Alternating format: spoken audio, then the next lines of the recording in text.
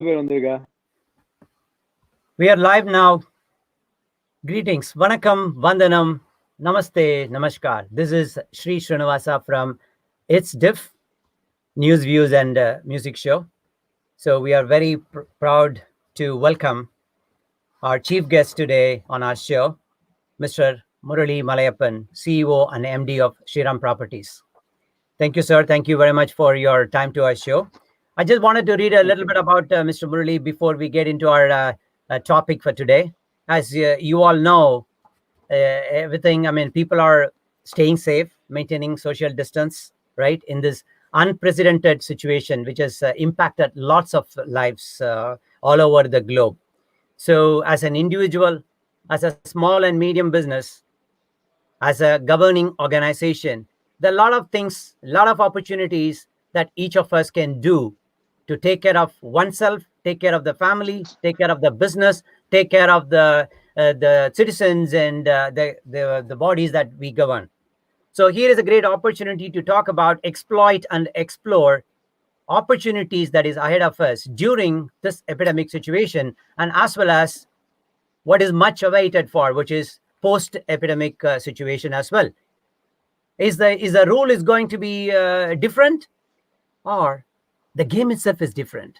So all of this is going to be uncovered in our discussion with Mr. Murali Malayappan. So without much ado, I would like to read a little bit of background, a very impressive profile here. So as part of 90,000 crore Shriram Group, one of the premiers in the world of finance. So he is the CEO and MD of Shriram Properties, an engineering graduate by qualification with a deep insight in finance, along with building and scaling companies. The youngest CEO when he took over Shriram Properties, he took from a mere 0.50 million company in 1996-97 to a level of US $4 billion business across India today. He's a very popular voice with clarity in thinking among international and Indian seminars and forums on real estate, and regular invitee of the IIM Bangalore to address students and officials. More recently, he has written an article in Times of India, and that's exactly what he shared, and so which brought me into this particular forum or leadership series. The article was titled, "The Pandemic May Last for Some Time, but the Opportunities Won't." The pandemic may last for some time, but opportunities won't. So that's exactly what got me into this discussion, because I have very insightful rendering there, beautiful thinking there. So I thought, why don't we just make it part of our It's Diff leadership series? Just a brief on It's Diff for people who may not know. We have been doing shows since 2005, about 550 radio shows from Stanford University as part of a college radio. It's more like a community radio, I would say, and including an entrepreneur summit with all the leading stalwarts in the Silicon Valley companies like Mark Zuckerberg and Sundar Pichai, Mr. Sundar Pichai, and of course, none else than the then president, Mr. Obama. So he was there, and we were part of the live audience, and we broadcasted. So that was a very great milestone for It's Diff. So we wanted to serve the community as It's Diff News, Views, and Music. And thank you very much. So without much ado, I would like to welcome Mr. Murali Malayappan to our show. Thank you, Sri. Vanakkam, Vandanam, Namaste, Namaskar, sir. Thank you very much for your time. Thank you, Srikanth. Thank you so much. So it's my pleasure. Yeah, it's my pleasure and honored to be here, part of your show. I hope we'll be able to discuss matters which are more relevant for today's context, and see how we can help each other and building the new society. Thank you so much for that. And the thinking is pretty good. So basically, we are going to make this discussion as two segments. One segment is basically what the governing body can do to the people, to the small and medium business, etc. And then as the second segment is going to be about, as an individual, as a small and medium business, how are we going to exploit and explore the opportunity? So I'm going to a little bit unpack during the course of why did we mean exploit and explore? What does it mean? But to start with, I would like to refer to your article, "The Pandemic May Last for Some Time, but Opportunities Won't." Could you just double click on that for our audience, please? Thank you. See, this is a probably godsend opportunities for some of the developing countries. Uh, Probably this is the time for the particularly country like India can revigor themselves and come back to the game in a big way.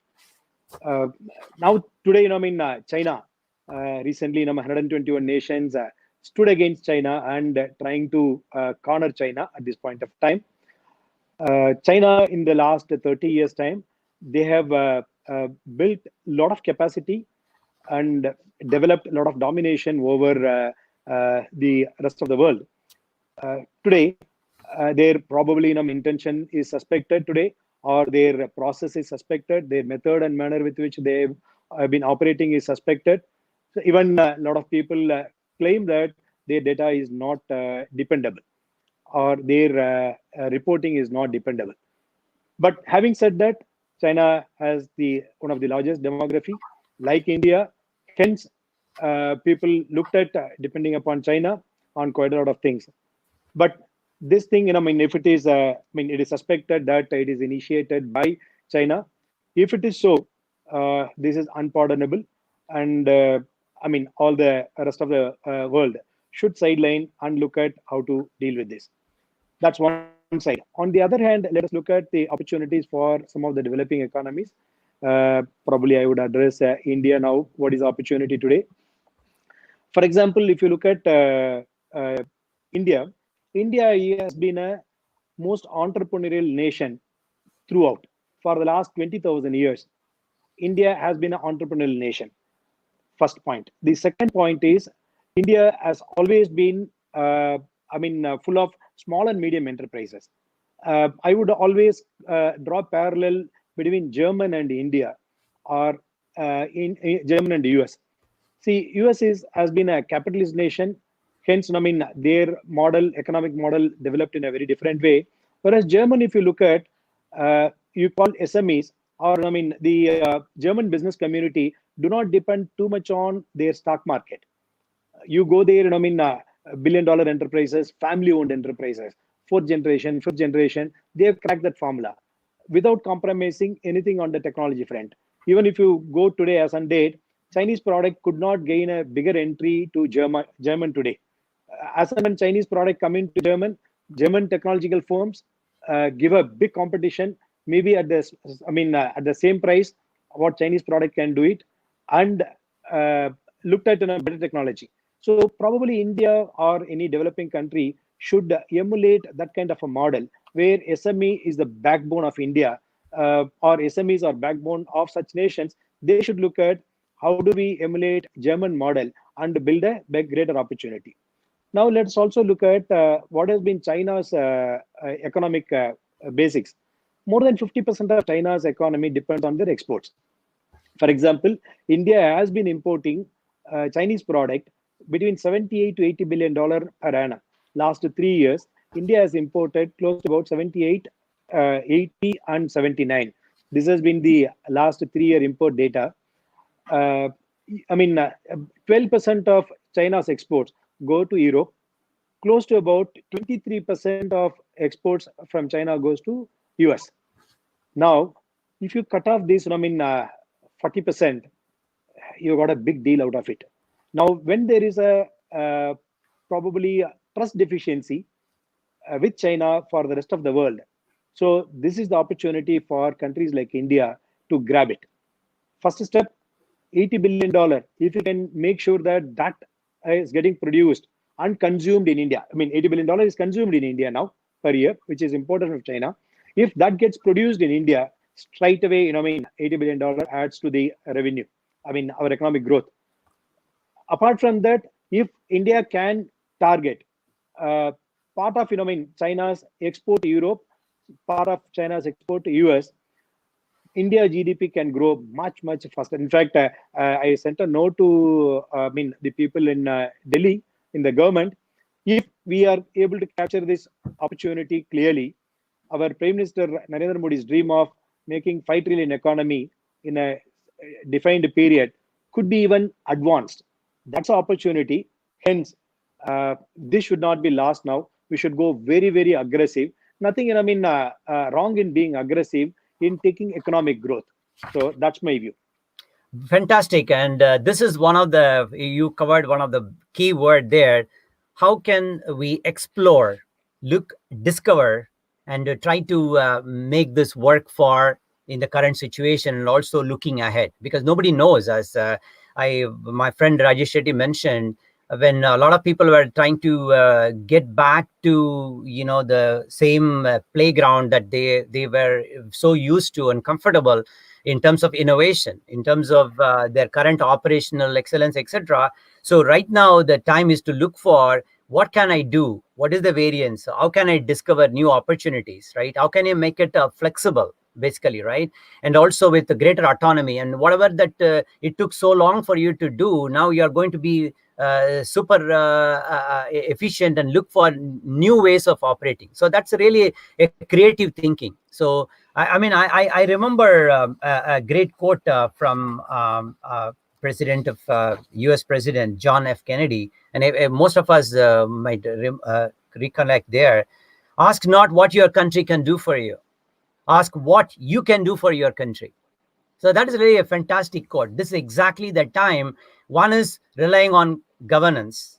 The other one is relying on your own self, your own processes and stuff. And that we will touch in a brief moment. So thank you so much for that. And again, I'm not going to just leave it like that, because difficulties in life do not come to destroy you, but they come to help you realize your hidden potential and power. Let difficulties know that you too are difficult. This is what said by our President, Dr. APJ Abdul Kalam.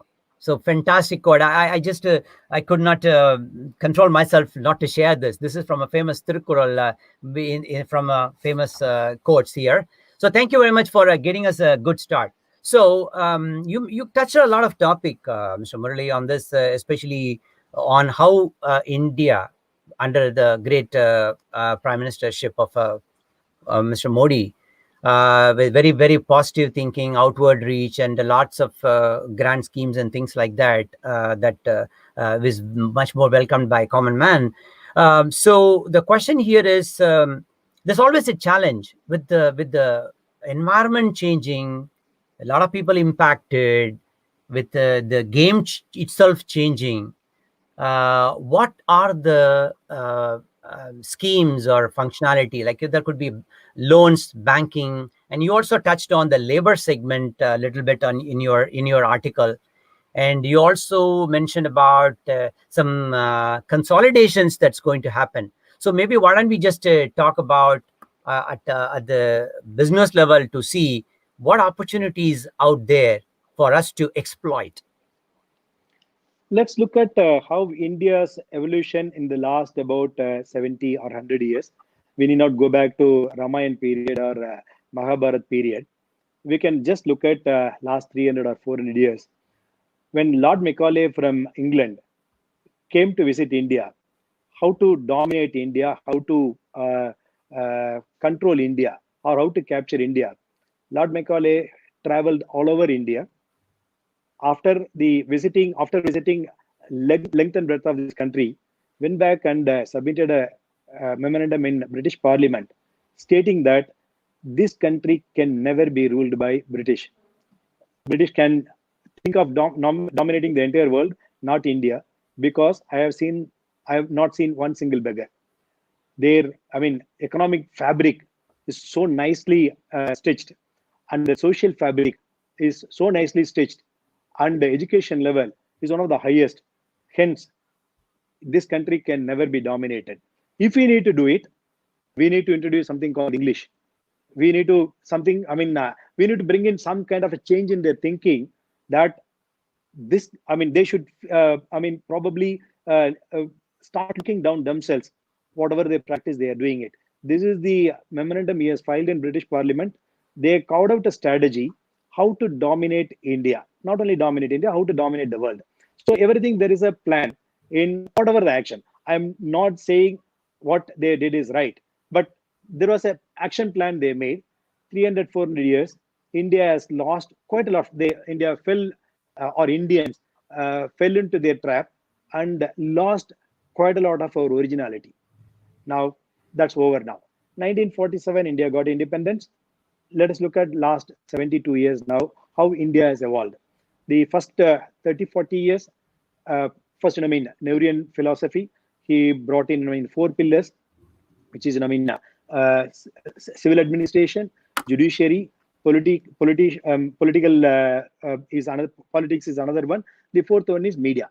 These four pillars with which India has to survive, India has to build. Now, if you look at this, that's a socialist thinking. Nothing wrong in it. Now, nobody talked about how to build an economy. Now, in the last 300 years, India has suffered a lot. British, stolen India's wealth, its financial wealth, intellectual wealth, every wealth they have stolen the last 400 years. The next 50 years game plan, which was drawn by our, the first prime minister or the first set of administration, they have not looked at how to build an economy for this. They only looked at socialist thinking. Nothing wrong in it. Maybe that was a need of the hour. I am too small to comment on that, but that was need of the hour. But at some stage, we need to make corrections to it. So, because of this philosophy, the they brought in good, administrative capability, followed by British. So the British law continued, so that they thought this is the way India can be ruled.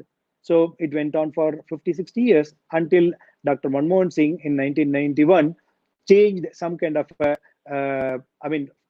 formula with which India business can be done. And our great former Prime Minister Atal Bihari Vajpayee, in 2000, he brought in quite a lot of changes. So today, what is needed? The country has to be built by economic growth. That's very, very important. So it just not, the four pillars. Four pillars have, we trusted them a lot. They have done whatever they have to do it. I think everyone has got a time. Cricketer. I love cricket. Sachin Tendulkar has been considered as god of cricket. But if you ask him to play cricket today, the same cricket, India will not win the match today.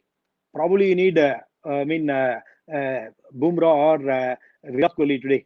Maybe 5 years down the line, these players will not be able to win a match for us. Even the same thing applicable to cricket today. So hockey has been India's national sport today. Not many even know how to play hockey today. So things keep changing. Likewise, probably time has come for us to change. Start trusting the people who can create wealth for the country. That's very, very important. But first 50, 60 years, the whole thing has been built, followed by British law. British, they wanted to control India. They structured all the laws, keeping in mind the other person is a criminal. The other than the rulers, all others are criminals. If India was, 35 crore population or 40 crore population at that point of time, it was ruled by maybe about 100,000 people or 300,000 people.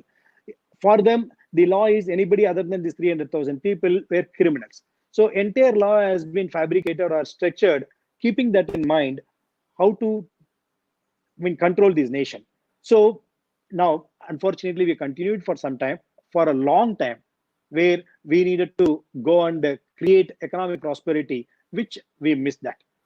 India cannot go wrong at all because of its social fabric, because of its strong culture. What Lord Macaulay said, even today, most of which is true. Whatever Lord Macaulay read out in the parliament, India's values still to majority is intact. Maybe there is some dilution, but majority is intact. Hence, we need not worry about it. In fact, I am seeing my own children. If you look at the next generation children, they are much more responsible than what we were 20, 30 years ago. And it is only improving. And they are much more spiritually oriented. And their connect with spirituality is much deeper and stronger compared to even our generation about 25 years ago. That's a reality today. Now, as a nation today, we need to remove, probably, I will not say weaken those pillars, maybe add another fifth pillar, which is most essential for creating the wealth, which is most important. First step for which we need to start trusting somebody who creates wealth. And let us also look at India has got a population of 138 crore people.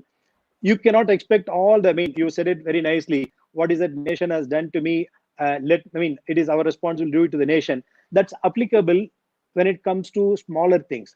But in reality, It is not, because by design of God, all the 138 crore people are not designed to do all the functions. Probably mother can express the love the much better way than a father.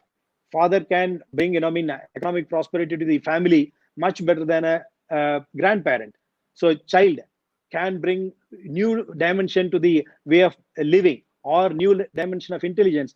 If you expand that family into the nation, say 138 crore people, you cannot expect all the 138 crore people to create, let's say, India GDP to become 5 trillion. 5 trillion divided by 138 crore people is not possible. It can be done maybe about 2 crore people, maybe about 1 crore people, maybe about 5 crore people. If the number expands, it is not good. The number should not expand too much, because we need right imbalance. I will not say right balance. We Mhm. need the right imbalance for any prosperity. If you have the right balance, prosperity also will be difficult. So you need to have, out of 138 crore people, maybe about 3 crore people or 5 crore people will be economic creators. Now government has to start thinking today how to make sure that these wealth creators are trusted first, and make them as the part of the fifth pillar, and ensure that prosperity is created. So I coined the word some time back. There is something called, I will not I don't support neither socialism nor capitalism. There is something called entrepreneurial capitalism. Mhm. So that's a word coined by me some time back. So I read it somewhere. It's not coined by me. I should not take IP right for that. I read it somewhere. So that hit me very, very strongly. That struck me. So entrepreneurial capitalism.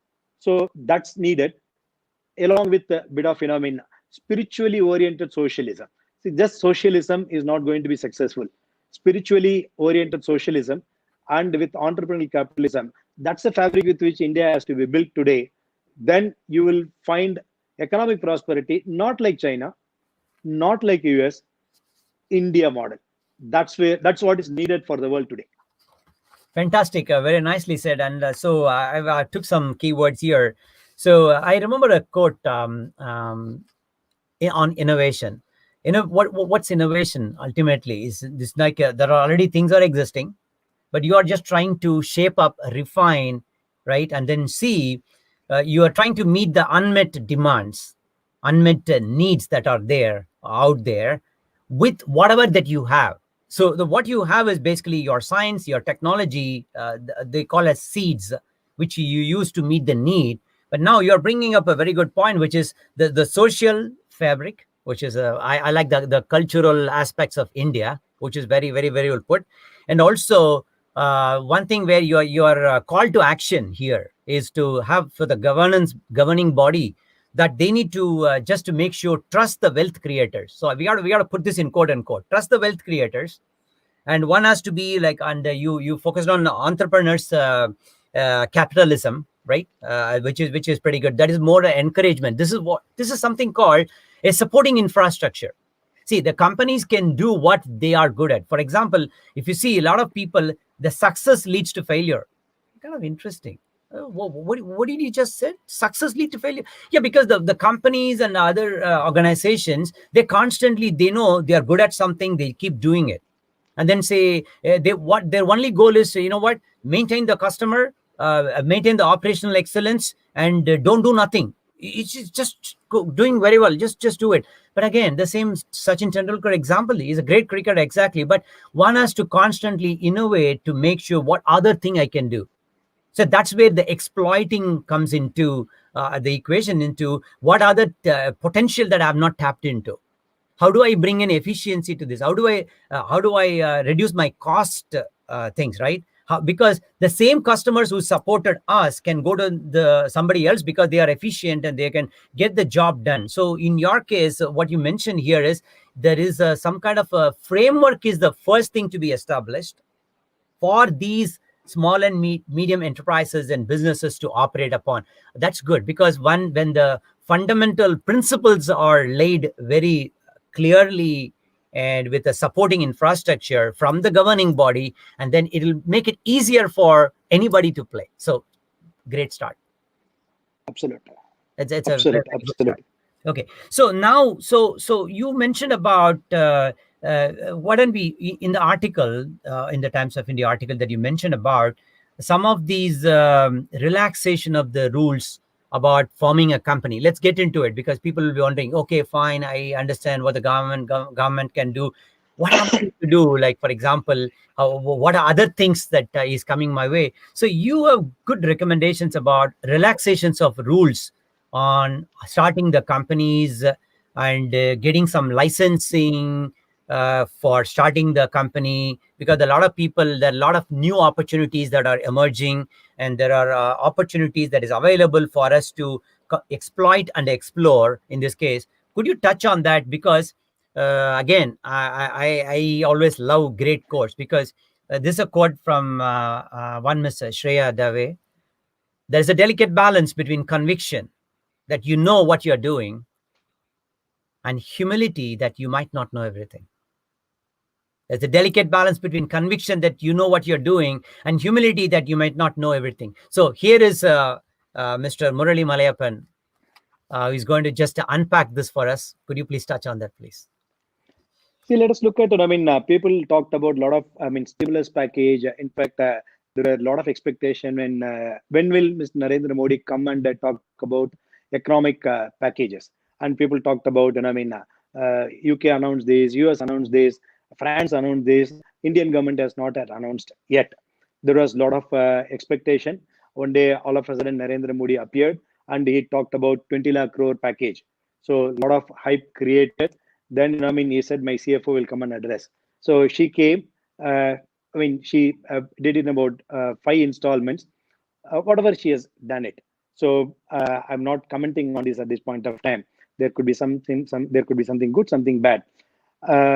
I'm not a great supporter of financial package. Today, I mean, there is something called Tamil. There is a word. I mean, வறுமையோட கொடியது இயலாமை. Somebody has told, I'm not able to recall who has told this. வறுமையோட கொடியது இயலாமை. Somebody who is dying of, I mean, somebody who is in poverty, you can live with that. But somebody who has inability, you cannot live with the inability.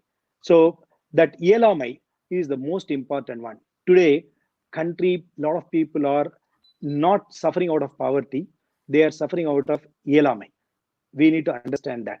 People misread most of the time. 99% of the time, they misread. They think they are suffering because of poverty. They need to understand, I am suffering because of iyalamai, not out of poverty. Because as Gandhiji said, nobody suffers because of want of resources. They suffer only because of their own ability to act, nothing else. So we need to start acting. So I'm not looking at big financial package and all that. Rather, I would, if I were the finance minister, or if I were in power, I will go and say, next 5 years, this is an opportunity. This crisis has thrown an opportunity to us. Nothing wrong in admitting this. Nothing wrong in taking advantage of this. It's a. I mean, see, we play sports. I mean, we don't say, I mean, just because opponent is not playing the well we are looking at. It's a game. At the end of the day, we are doing. I mean, if I'm doing anything for my own personal benefit, probably it's not right. If I'm doing for the benefit of my own nation, if I'm doing it for the benefit of my own world, it is not wrong. Hence, I mean, we should change certain things. Maybe next 5 years, that's the first package I would say. Next 5 years, no questions asked for any businessman. These are all the 3 crore people who are wealth creators for me, or these are all 5 crore people. I trust them first 100%. I don't subject them with various I mean, formalities which British has brought in, which we continue in some form or other. It's not fully gone away. It's not even 10% gone away. So we need to start trusting people. Then you will see a different economic prosperity. People can ask, I mean, if something wrong happens, what will happen? Supposing, let's say you trust a businessman and he doesn't comply to certain things, or he takes, I mean, advantage of the situation and does something for himself. Yes, I will not rule out. I would rate maybe about 10 to 20% of the people will do that. Remaining 80% people will comply. For example, large responsible corporate like me, or groups like Tata's.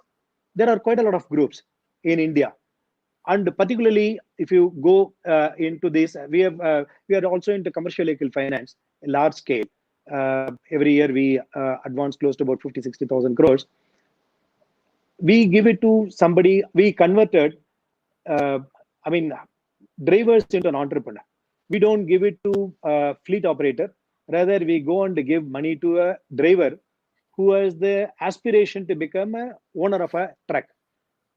Our recovery rate last 20 years has been 98.5%. Mm-hmm. Recovery rate is just, default rate is 1.5%. Whereas a lot of large institutions backed by large corporations went and gave money to fleet operators. Their recovery rate is average is about 78%. So 22% is the default rate. There is something science behind this. The lower the spectrum in India, the default rate also is very, very low, which means they have a higher responsibility, or their social system in India, even today, people are worried about failure in front of their wife, or in front of their children, or in front of their siblings, or in front of their parents, or in front of their immediate relatives. Next, they are worried about failure with other financial institutions. So that's an advantage we have in India, which is very unique to India. So SMEs, if you look at, he is not worried about default to the bank first. He is worried about his own children, his own family members. In their eyes, he wants to live a perfect life. Mm-hmm. So that's a big advantage for us. So we need to start, play on that. That's very, very, that rule is very different. We need to start playing on that. Having said that, still 10 to 20% of the people will exploit this, will do wrongdoings. I'm not saying this.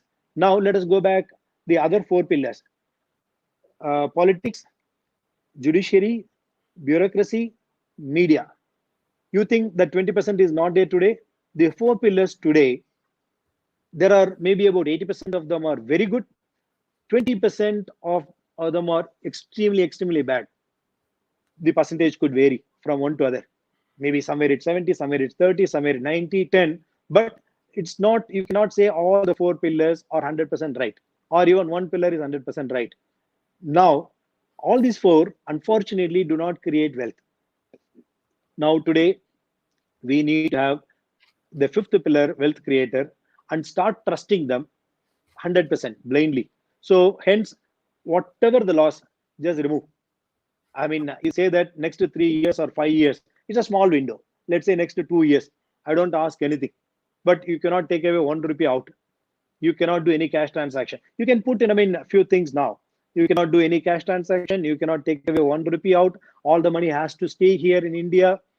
Then, it will be in circulation. So once we bring that, labor law is one small little thing. Still, we are, living like a communist nation with impractical labor laws. We just do away labor law. People are, a lot of people came and approached me. Why don't you recommend to the government removing this law, removing this section of the law? I said, took everything and dumped in my dustbin. I said, we just ask one thing: no labor law required. We just want to put one condition: minimum wages, nothing else. Likewise, you should bring some of the act like Factories Act. You need to do away the entire thing one shot, maybe 2 years. I'm not saying it has to be for permanently. Then 2 years later, you can always bring in some changes. So if you give that kind of a trust, if you start trusting the businessman, I am sure, none of them are bad. People think that, this is a problem again. British system. Here, British thought every Indian is criminal. Every Indian is bad. As long as they were supporting British, even those people were suspected by British. The people who were supporting British also were suspected. So they always looked at with a, lens of criminal. So Now they were we cannot continue to do that. stuff. Okay. Mm-hmm. Yeah, we cannot continue that. We have to start trusting the fifth pillar who creates the, wealth for the country. Okay. Once, you have a clarity on, see, if you shift your, thought on that, then you can think about which are the laws to be, changed. Otherwise, you will be only doing tinkering. It's like, today I'm saying you need to dump the old car and buy a new car and move on with this. No point in driving ambassador. You go to Tesla. No point in looking at, when you are looking at, I would like to drive like Tesla. You cannot be thinking about having an ambassador and try and see where I can modify, whether I can change the body here, whether I can change the steering here, wheels there. You cannot do it. Sure. You have to just dump that ambassador and get into creating a Tesla. Then you can create a new economy. Otherwise, it will be difficult. Okay, so I think thank you. That is very well said. So a couple of things to just respond to you on that. So the disruptive innovation is something where you have to constantly think on how to improve and to get to the next level and your market share and things like that. But for all of this to succeed, all you are saying is that fundamentally we need to get the fifth pillar, which is the wealth creator and developing some trust. So that's the crux that I got out of it. And when you said in Tamil the quote about Iyalamai, because there is something where I remember is Muyalamai. I mean, you never tried. So the question here is, Iyalamai varvadu Muyalamai, as they say. So for the benefit of people who can't follow Tamil, it's like, you never attempted, you never tried something, but now you're saying, you go a little bit back and then say, hey, you need to provide the infrastructure, the fundamental framework, and a playground for the people to operate. And that's the responsibility of the governing organization. So that's point number one. The point number two related to, you said about the failure, which is really cultural thing, right? Where we don't want to fail in front of our kids or our friends, our family, and things like that. I remember Dr. APJ Abdul Kalam's quote: if you fail, never give up, because fail means first attempt in learning. First attempt in learning. So that's really a fantastic thing that from Dr. APJ. So I remember that. So one point to that effect is. So one thing on Abdul Kalam, you talked about it. You mentioned about Abdul Kalam twice or thrice in the last 30 minutes. I have a lot of love and respect for this great person. It's a real gift to the world, not just to India. It's a real gift to the world. Unfortunately, our political system was such. He was not considered for the presidentship just because he was a good man, just because he was intelligent, just because he was a great person. He belonged to a particular sector. We need to break that. That's very, very important. So that too, it is Mr. Atal Bihari Vajpayee. He said he has to be brought in, and the opposition objected to it originally. Then they saw his sect, hence they agreed, not because he was a great man. So this is, we need to break this. Time has come now today. We need to break this. We need to start, dumping the old ideologies and start looking at how to define ourselves new one. Again, that's again part of innovation, I would say, because one of the things is, if you look at from an organization standpoint, where you have to have a strategic intent on taking the company from one point to another point. So one thing they say is about is your people who are working. If you take from a governing body, that is also a goals and objectives for the governing body, and say, this is what we are going to do. All my people in the cabinets and other things, they all are aware of what our mission and goals and everything, and also what are the critical success factors that is going to help accomplish that objective. I'm trying to put it in the very organizational aspect of things. So what you're saying is, you need the framework, you need the infrastructure, you need the right kind of thinking, and then you need some kind of a implementation of this in action. We need action now. We don't want inaction. We need action. So that reminds me of the three things here, Mr. Murali, which is, you need the right mindset, then comes the right skill sets for operating upon, and the third one is, you need the tool sets. So we need all these three we in a very good framework. So you need the right mindset, you need the right skill sets, and the right tool sets. So first thing is, let's get the mindset change. So I think wonderfully said. So a little bit of public service announcement here for the benefit of people who are tuned in all over the globe. We are listening to It's Diff, which is for It's Different News, Views, and Music Show. And we are very fortunate to have Mr. Murali Malayappan, right? here with us on the show. So thanks very much for joining. He's a CEO and MD of Shriram Properties, as right, part of 90,000 crores Shriram Group, and of course it'll be much more as we speak now. Youngest CEO who took over Shriram Properties, and basically is a much more sought after speaker for Indian seminars and the forums, as mentioned earlier. So I'm just reading this out for the benefit of folks who just joined us. And please do like our channel and subscribe to our channel. There are a lot of leadership series. We are just bringing this to you as part of our leadership series program. We did yesterday with Mr. Prabhu, and who is a strong supporter of our program. And we talked about how to conduct yourself in terms of your virtual meeting, especially with everything is remote right now. So there are a lot of things planned. We also talked about how to be a strong leader, and also the igniting the inner genius within, and talked about the game changing and not just the rule. So there are a lot of things that we have planned. So thank you. It is just like purely our goal is to community series. We also had a show with Mr. Money on what is the innovation in the food grocery industry of where innovation helps in the distribution. So there are a lot of things we have planned. Yeah, this is Sri Srinivasa.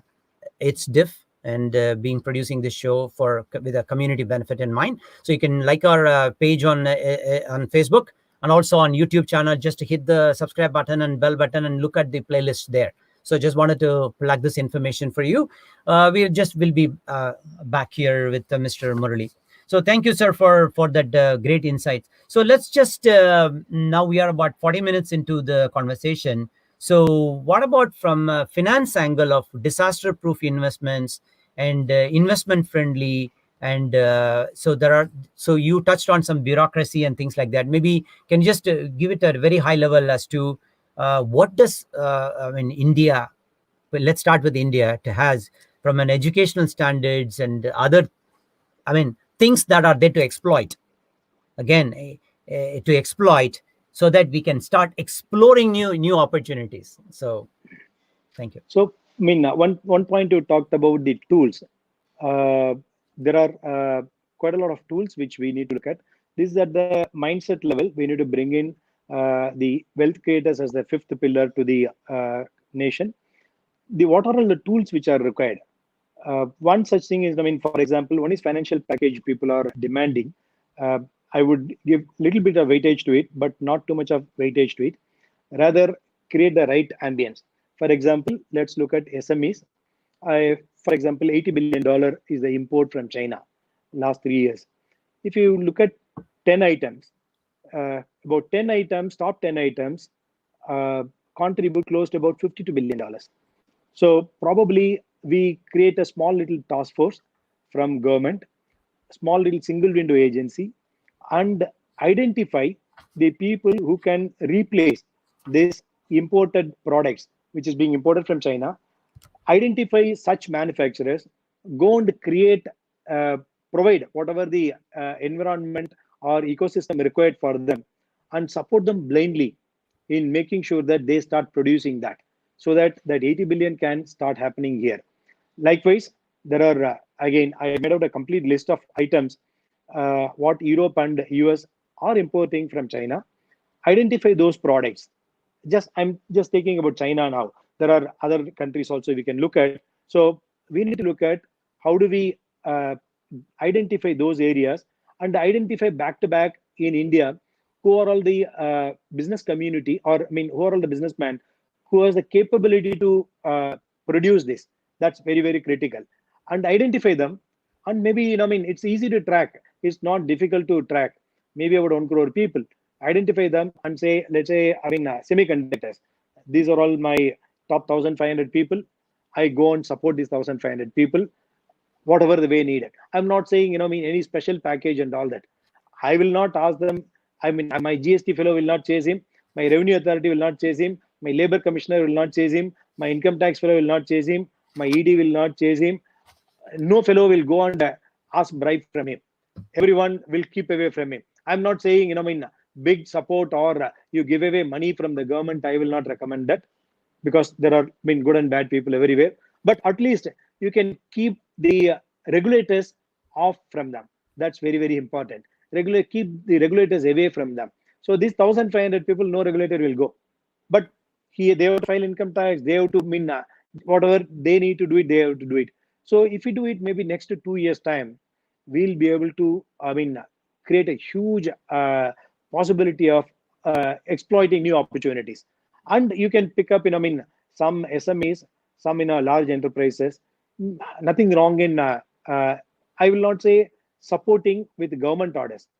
Nothing wrong in keeping the regulators away from these people. That's very important. That's what I would call as a support.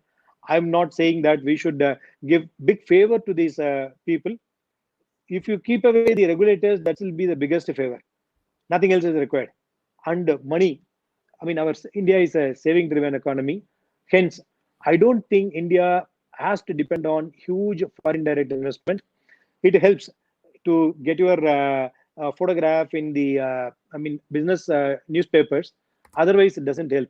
You can access capital in India in a big way today. India has got quite a lot of savings. Hence, India need not depend only on FDI. If FDI comes through, it's well and good. But India should not worry about I don't get the FDI. Hence, how will I grow business? You need not worry too much about it. But what the businessman should look for is that how to keep regulators away. That's very, very important. If you are able to achieve that, that is the biggest tool I would look at. Then we can get into the fine tuning, which are all the one required to be done. Thank you very much for that insight. All right, and again, what I wanted to do at the end of the show is like people should have like call to action here. What can I do in this case, right? I know then and there we were just talking about individuals, small and medium business in terms of what they can do. So my one request here is you as an organization, one has to look at the various aspects of exploiting, which is bring some predictability to the way we operate. Things are changing. Bring some stability to your own organization in your processes. Bring some efficiency and try to minimize your variance here. So these are some of the things, aspects that is covered as part of the exploiting. What do you have? So the question is, one thing I'm is, a yeah. Go ahead, please. I'm a great. Steve Jobs, my great. My inspiration. I love him because of how even the smallest things he took care. One of his interview talked about it. His organization, how he has divided. He has Hmm. divided the organization as an entrepreneurial setup. Hmm. So let's say there are about 130 product lines. Hmm. He created 130 SBUs. Hmm. He dealt as if he's dealing with another 130 enterprises. So each the enterprise head has been treated as an entrepreneur. No wonder Apple has built such a great organization. So we need to break the enterprise into smaller one and make sure that everywhere the entrepreneurialism is coming in. That's very, very important. So that entrepreneurial drive is what will create differentiation. Otherwise, if you bring in, you need to have a lot of systems and process, but at some stage, systems and process should not overtake your entrepreneurial ability. That's very important. One has to have that entrepreneurial ability all the time. So it has to have the right mix. See, people mistake systems and process for governance. See, governance is separate, systems and process are separate. Correct. So people think that having systems and process, which will lead to better governance. No, with the right systems and process, people can cheat you under your nose. Without right systems and process, if somebody has got a perfect soul, he will have the right governance. Hmm. So I'm not against systems and process, but one has to have the right balance. That's very important. How will you achieve that? Get this entrepreneur, identify the entrepreneur, and make sure that he is he has a pure soul. That's very important. Then automatically governance will also be good. Then get in the systems and process, you will achieve better efficiency. Otherwise, just systems and process alone will not bring efficiency. At some stage, the efficiency will drop. Totally. So we need to keep the entrepreneurial attitude that has to be properly built within the setup throughout. Then So the organization can grow yeah. very well. So I think as a leadership, since this is our leadership series, I think what we are trying to give us something again from my learnings I'm sharing, and thanks for your great insights of working for Shriram Properties for so many years.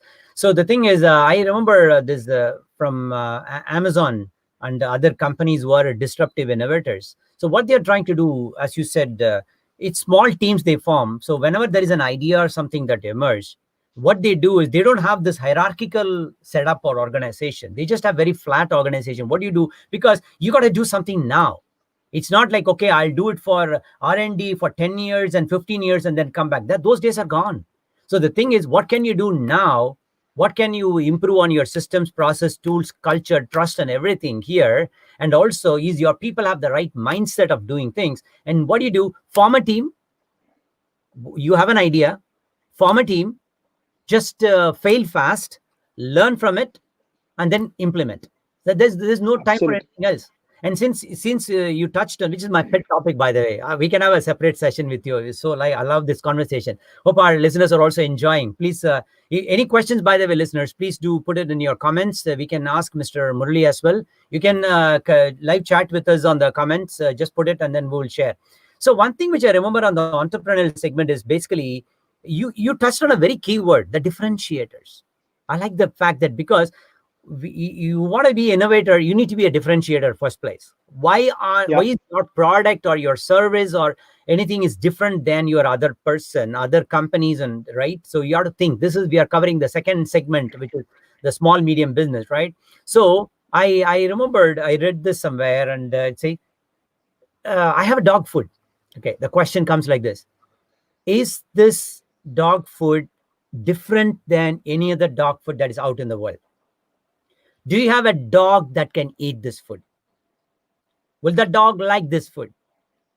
Will the dog pay for it? That's exactly what we need to do. There is a dog food which is different than others. There is a dog that can eat.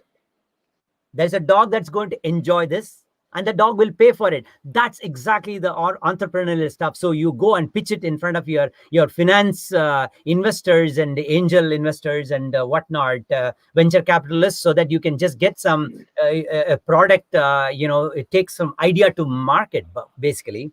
So that remember, and then so let's do this. So you are saying the infrastructure again. It's just a quick recap. You need the right mindset and the right tool set, and also merely having just a structured process alone cannot help, but you need a little bit more than that, right?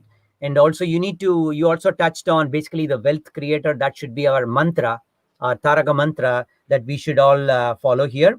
Okay, so now since we are almost very close, I just wanted to touch on this important aspect of your article in Times of India that you mentioned, the healthcare workers, because we really bow our head to all the healthcare workers and people in the front line who are really putting their life at risk in serving the community and are taking the risk, especially in the COVID-19 situation. So we really take this opportunity to thank everyone, all workers in frontline, the cleaners and the doctors, physicians, and medical assistants, and everybody. So we have somebody in our family as well who is doing that service. So I'm very thrilled to say that we know what it is like that. And so we really thank them for their effort. So now you mentioned in a futuristic perspective, you said demand for healthcare workers will increase. And can you touch on that? Because I want some people in that industry to think through from an entrepreneurial perspective.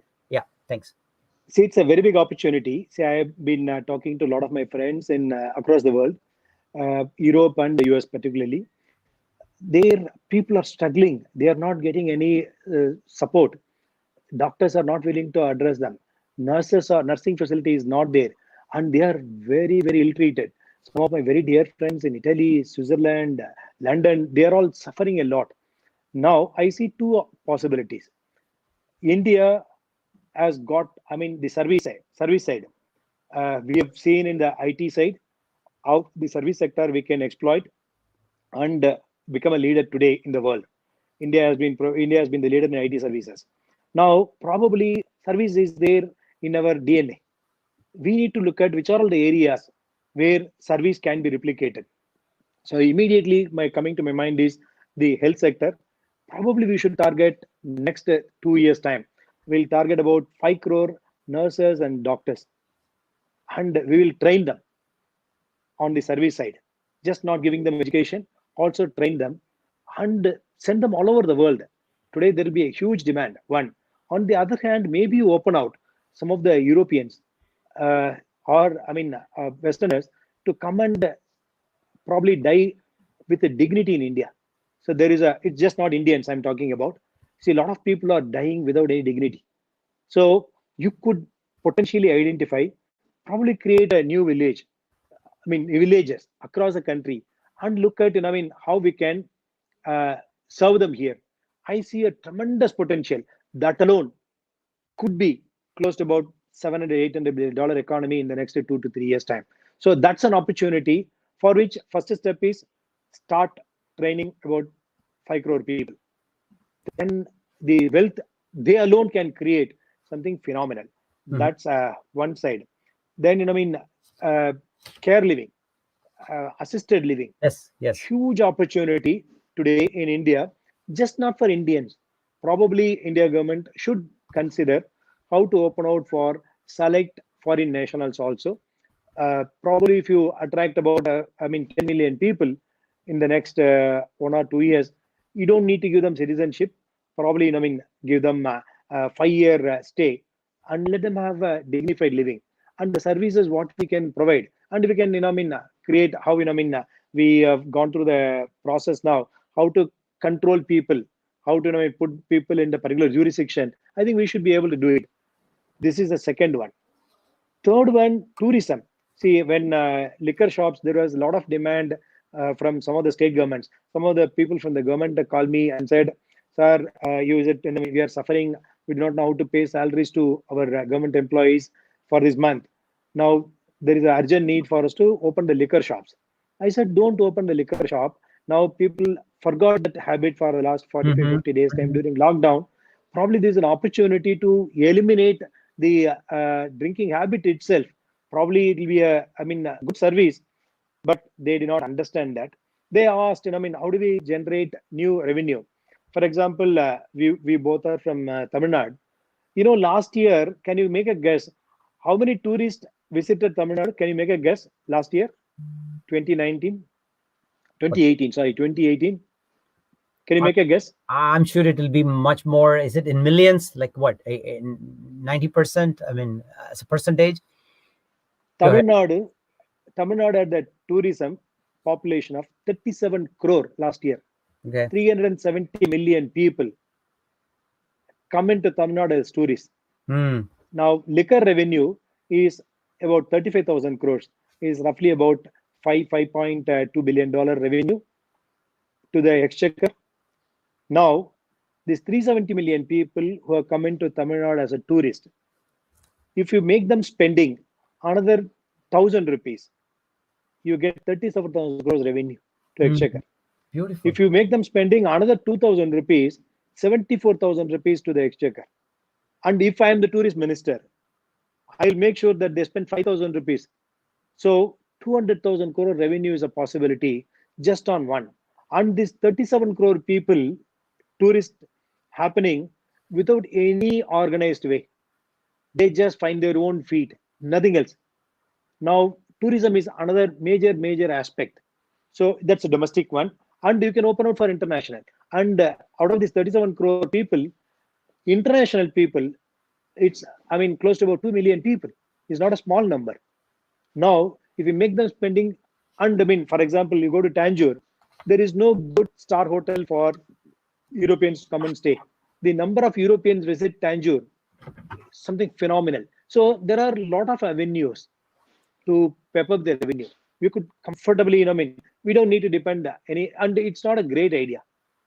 You just focus on healthcare, focus on tourism, create that little infrastructure.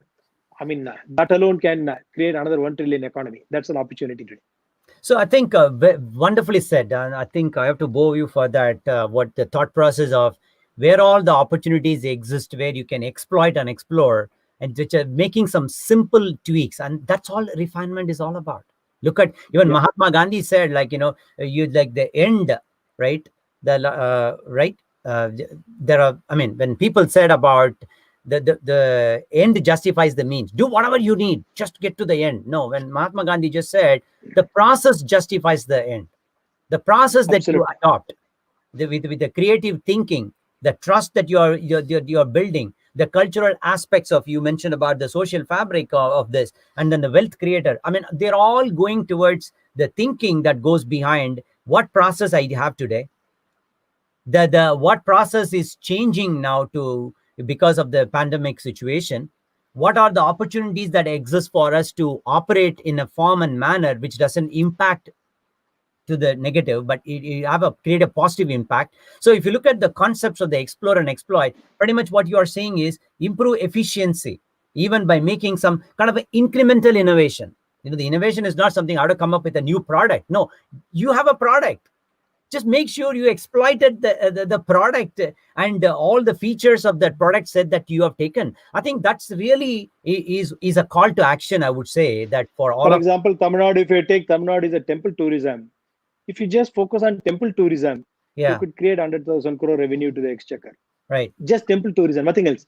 Then you create other tourism. And Karnataka, if you travel in Karnataka, some parts between Karnataka, Kerala, and Goa, Europe is nothing.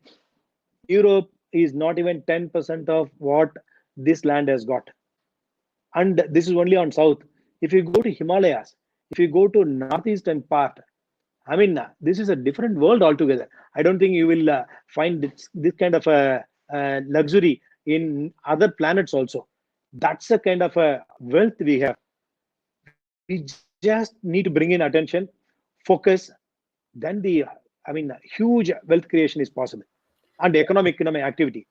That's good. I think, as you mentioned in the article as well. I mean, the resiliency that is to be really called here, requested here, to see we got to continue to be resilient, and face this pandemic, right? So that, I mean, already people are looking into India, as say, how are they able to manage this COVID-19 coronavirus?